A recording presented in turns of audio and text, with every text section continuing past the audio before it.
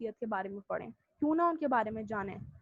پھر اللہ تعالیٰ نے اتنا مرتبہ بلند کیا ہے کہ جب اسٹیمیٹ لگایا گیا تو تقریباً ملین سے زیادہ لوگ at a time within a second آپ صلی اللہ علیہ وسلم کا ذکر کر رہے ہوتے ہیں.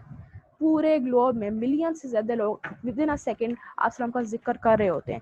ہر وقت آپ صلی اللہ علیہ وسلم کا ذکر جاری رہتا ہے، تو کیوں نہ میں ایسی شخصیت کے بارے میں جانوں.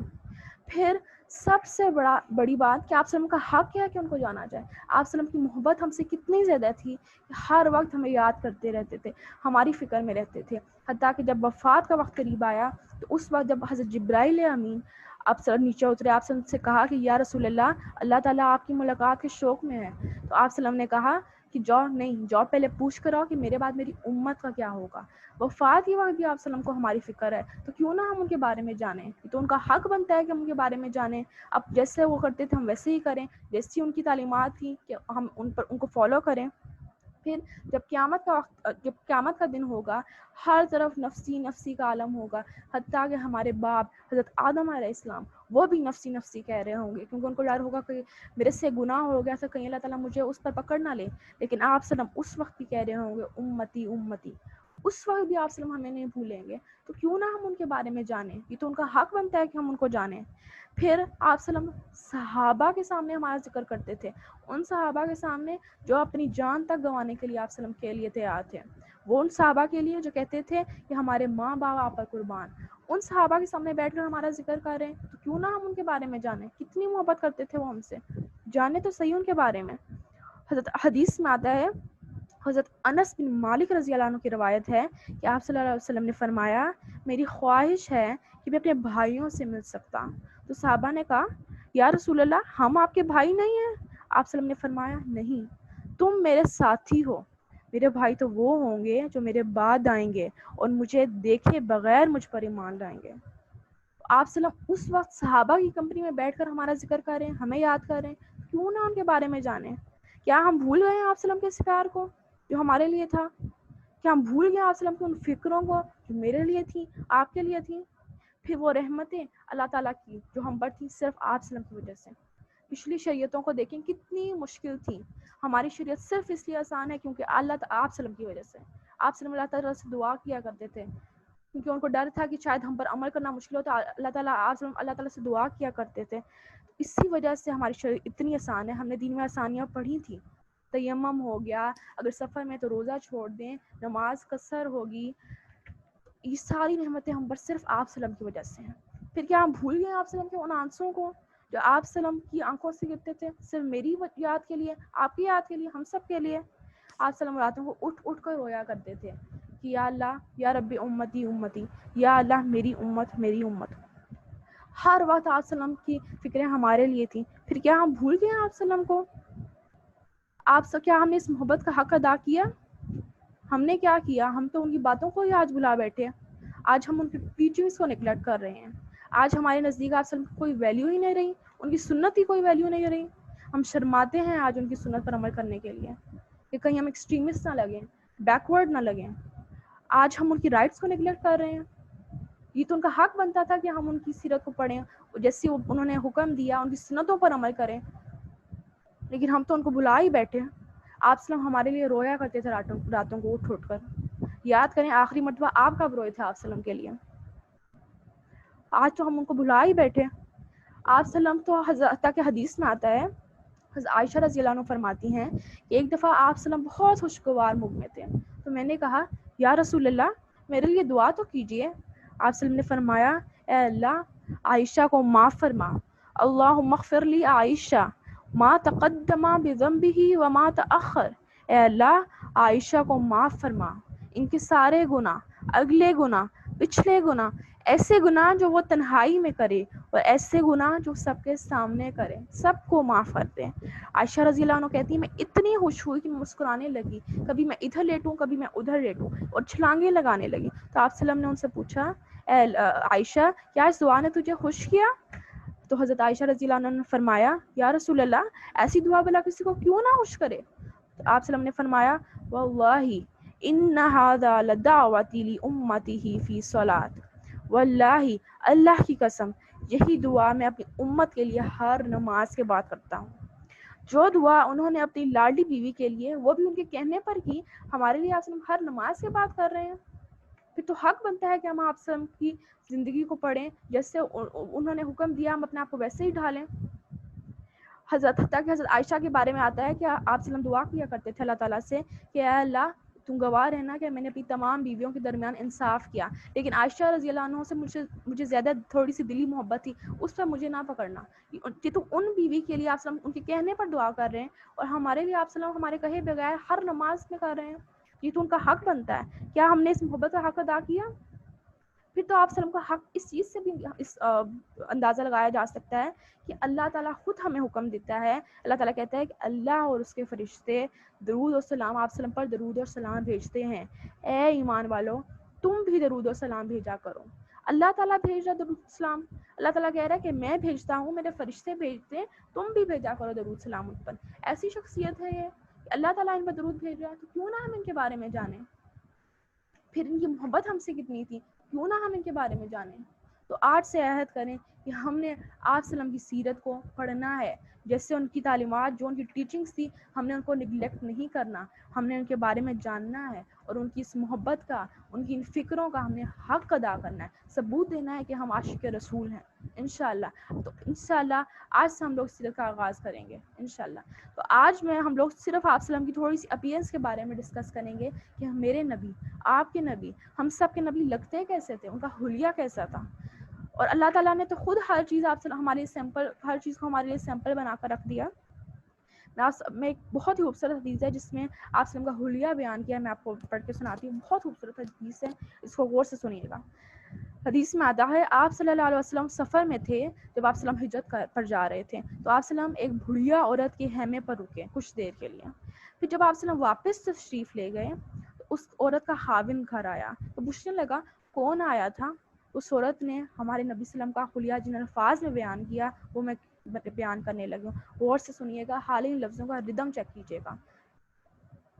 رأیت رجلا ظاہر الوداع ابلج الوجہ حسن الخلق لم تعب استجلا ولم تضرب به سعلا وسیما کسیم فی عینیہ داج وفی اشورہ وتر وفی صوتہ سہل وفی عنقہ سطع فی لحیتہ کثاسا ازج اکرن ان سمد فعلیہ وقار وَإِن تَكَلَّمَ سَمَا هُوَ عَلَاهُ الْبَهَا. ردم حالی چیک کیجیے. وہ عورت کہتی ہے میں نے ایک آدمی دیکھا، مجھے یوں لگا جیسے 14ویں کا چاند کپڑے پہن کر زمین پر اتر آیا ہو. ابلج الوجہ چمکدار چہرہ، حسین الخلق خوبصورت تخلیق، بیوٹیفلی کریٹڈ، لم تعب استجلا ان کا پیٹ باہر کو نہ تھا. کتنا ڈیپلی صورت نے آبزرو کیا. وَلَمْ تُضْرِبْ بِهِ سَعَلًا ان کا سر غیر متناسب اور چھوٹا نہ تھا بلکہ برابر تھا، کہیں پر اونچائی نیچائی نہ تھا بلکہ برابر تھا. وسیمن کسیم متناسب اور نازک، خوبصورت، فائنلی میڈ. وسیم اس شخص کو کہتے ہیں، وسیمن کسیم، وسیم اس شخص کو کہتے ہیں کہ جس کو جتنا دیکھیں دل نہ بھرے، جتنا دیکھیں دل نہ بھرے. وسیم، اور وہ اس دنیا میں صرف ایک ہی شخص آئے، وہ ہیں میرے اور آپ کے نبی حضرت محمد صلی اللہ علیہ وآلہ وسلم. قسیم، قسیم اس شخص کو کہتے ہیں جس کو جدھر سے دیکھیں ادھر سے وہ خوبصورت لگے، جسم کا ہر حصہ حسن و جمال سے بھرا ہوا ہو. کتنا ڈیپلی اس نے آبزرو کیا کہ کتنے خوبصورت الفاظ میں تعریف کری آپ صلی اللہ علیہ وسلم کی. وسیمن قسیم فی عینیہ داج اس کی آنکھوں میں تضاد تھا، یعنی جو پتلی تھی، جو بلیک حصہ تھا وہ بہت بلیک تھا اور جو وائٹ حصہ تھا وہ بہت وائٹ تھا، اور یہ خوبصورتی کی علامت ہے. وفی حالی اس کی آنکھوں کی وضاحت دیکھیں. وفی اشفرہ وتر اور اس کی پلکیں بہت لمبی تھیں. وفی صوتہ سہل ان کی آواز میں فطرتی گونج تھی، ایکو تھی. وفی عنقہ سطع ان کی گردن بہت لمبی، بہت خوبصورت اور لمبی تھی. وفی لحیتہ کثاسا اس کی داڑھی بہت خوبصورت اور بھری ہوئی تھی. ازج اکرن اس کی بویں بہت خوبصورت اور گول تھیں لیکن وہ ملی نہ تھیں، جدا جدا تھیں. اور یہ خوبصورتی کی علامت ہوتی ہیں جدا بھویں کے درمیان میں جن کے بال نہ ہوں.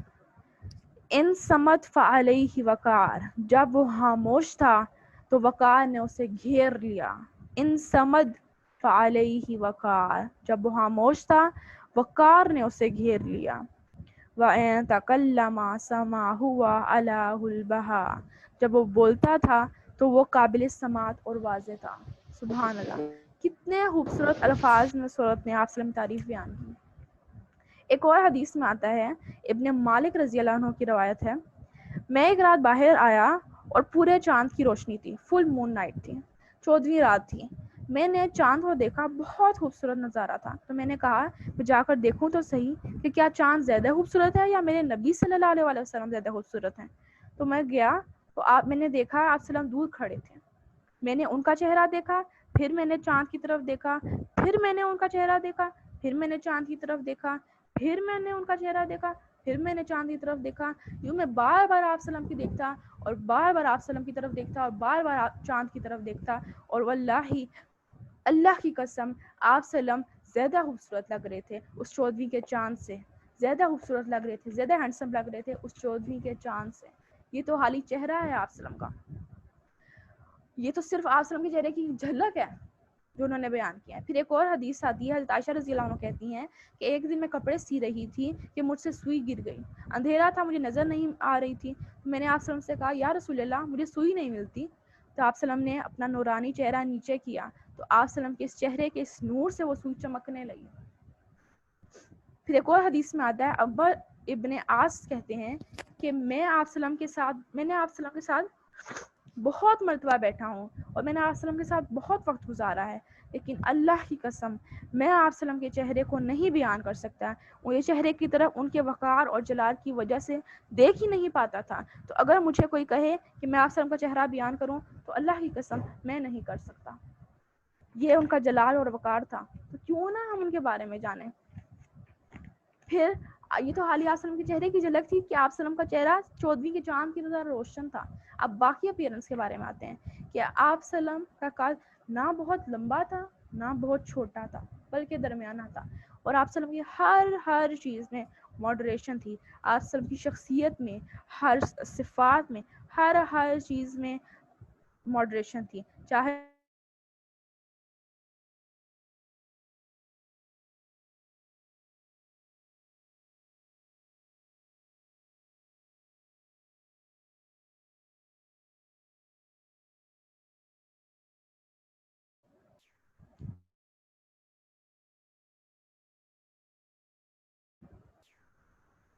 ان کے بال نہ بہت سیدھے تھے اور نہ بہت کرلی تھے بلکہ درمیانے تھے، ویوی تھے.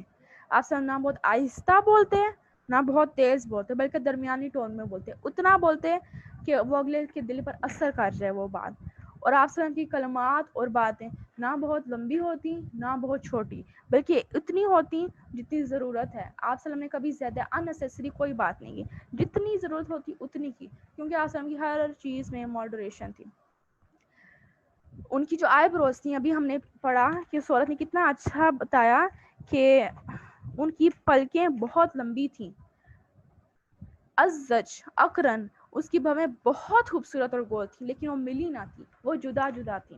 کتنا خوبصورت اس نے حلیہ بیان کیا آپ وسلم کا. آنکھوں کا حالی، ان کی آئی بروز بھری ہوئی تھی اور ان کے درمیان سلائٹ سی اسپیس تھی، یعنی وہ ملی ہوئی نہ تھی. پھر ان کے ماتھے پر، آپ وسلم کے ماتھے پر ایک وین تھی جو جب آپ وسلم پریشان ہوتے یا غصے میں ہوتے تو وہ وین نمایاں ہوتی. تو جب صحابہ دیکھتے تو صحابہ سمجھ جاتے کہ آج کوئی مسئلہ ہے، آپ وسلم غصے میں ہیں یا آپ وسلم پریشان ہیں. پھر آپ وسلم کے ناک پر ایک ہڈی تھی، یہ اسکیچ آپ لوگ بناتے جائیں آپ وسلم کا. پھر آپ وسلم کے ناک پر ایک ہڈی نمایاں تھی، اور ناک پر جو ہڈی ہوتی ہے وہ خوبصورتی کی علامت ہوتی ہے، یہ خوبصورتی میں اضافہ کرتی ہے. تو آپ وسلم کی جو ناک کی ہڈی تھی وہ بہت نمایاں تھی. آپ وسلم کی آنکھیں بہت سے آتی، جیسے سورت نے کہا کہ اس کی آنکھوں میں تضاد تھا، فی عینیہ داج، اس کی آنکھوں میں تضاد تھا، یعنی جو کالا حصہ تھا، جو پتلی تھی وہ بہت کالی تھی اور جو سفید حصہ تھا وہ بہت سفید تھا.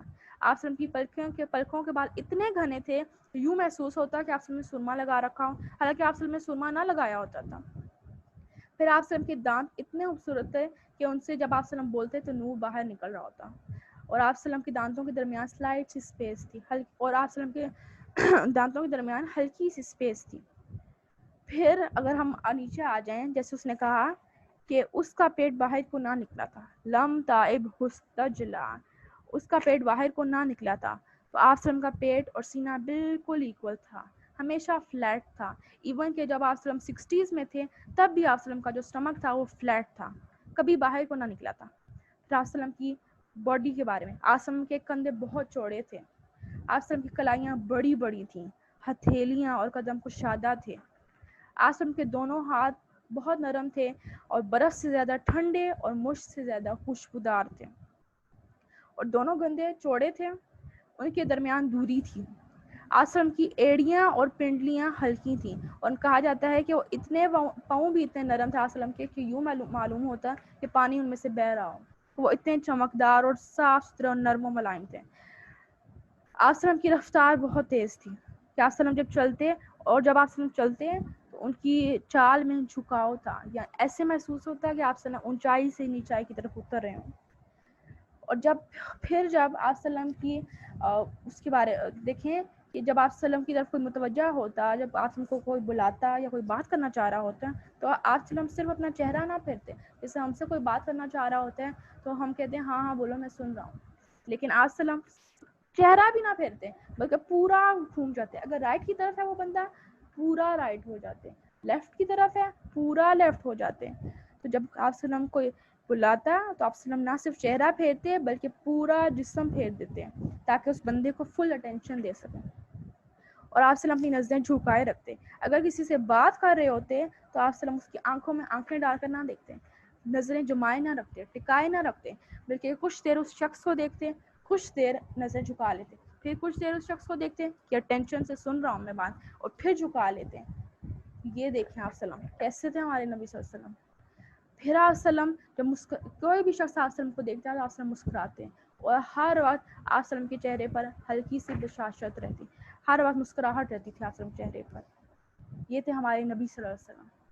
تو آئیے اس سفر میں ہمارا ساتھی بنیے کہ ہم آپ سلم کو مل کر آپ سلم کے بارے میں جانیں تو صحیح کہ کیسے تھے ہمارے نبی، کیسے انہوں نے اپنی زندگی گزاری، کیسے تھے وہ as a leader, as a father, as a son, as a husband, کیسے تھے وہ، جانے تو صحیح۔ تو آج سے انشاءاللہ ہم لوگ اپنی سیرت کا اب جو انشاءاللہ جو ہماری نیکسٹ کلاس ہوگی اس میں ہم آپ وسلم کی برتھ سے، پیدائش سے سٹارٹ کریں گے، اور اس میں پھر ہونے والے معجزات کے بارے میں پڑھیں گے۔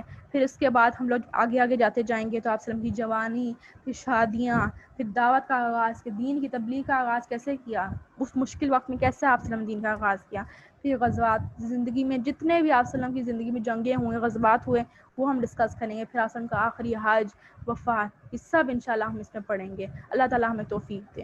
اس کے لیے سب سے پہلے ہمیں خود کمیٹڈ رہنا پڑے گا، خود جب تک ہم کمیٹڈ نہیں ہوں گے اللہ تعالیٰ ہمارا ساتھ ہی نہیں بنتا۔ جیسے میں ایک اسکالر کا سن رہی تھی تو وہ کہتے ہیں کہ ہم کہتے ہیں میں نماز نہیں پڑھتا، تو وہ کہتے ہیں آپ کون ہوتے نماز نہ پڑھنے والے، وہ تو اللہ تعالیٰ نے توفیق ہی چھین لی ہے ہم سے، کہ اللہ تعالیٰ جب ناراض ہوتا ہے کسی شخص سے تو وہ اسے سجدے کی توفیق چھین لیتا ہے۔ پھر ہم کہتے ہیں میں نماز نہیں پڑھتا، تو بھئی آپ کون ہوتے ہیں نماز نہ پڑھنے والے، وہ تو اللہ تعالیٰ نے توفیق چھین لی ہے ہم سے۔ تو سب سے پہلے خود ہمیں کمیٹڈ ہونا ہے کہ جی میں نے سٹارٹ کرنی ہے، اپنے آپ سے کمیٹڈ ہوئیں، اللہ تعالیٰ پھر خود آپ کا ساتھی بنتا ہے۔ تو انشاءاللہ ہم انشاءاللہ منڈے سے ہم سٹارٹ کریں گے، اللہ تعالیٰ ہم توفیق دے اور اس کو قبول کرے ہم سے، ہو سکتا ہے اللہ تعالیٰ کو ہماری یہی ادا پسند آ جائے اور ہم سے راضی ہو جائے انشاءاللہ۔ اللہ تعالیٰ اس کو قبول کرے۔ ربنا تقبل منا انک انت السمیع العلیم وتب علینا انک انت التواب الرحیم۔ سبحانک اللہم و بحمدک اشہد ان لا الہ الا انت استغفرک و اتوب الیک وما علینا الا البلاغ المبین۔ جزاک اللہ خیر۔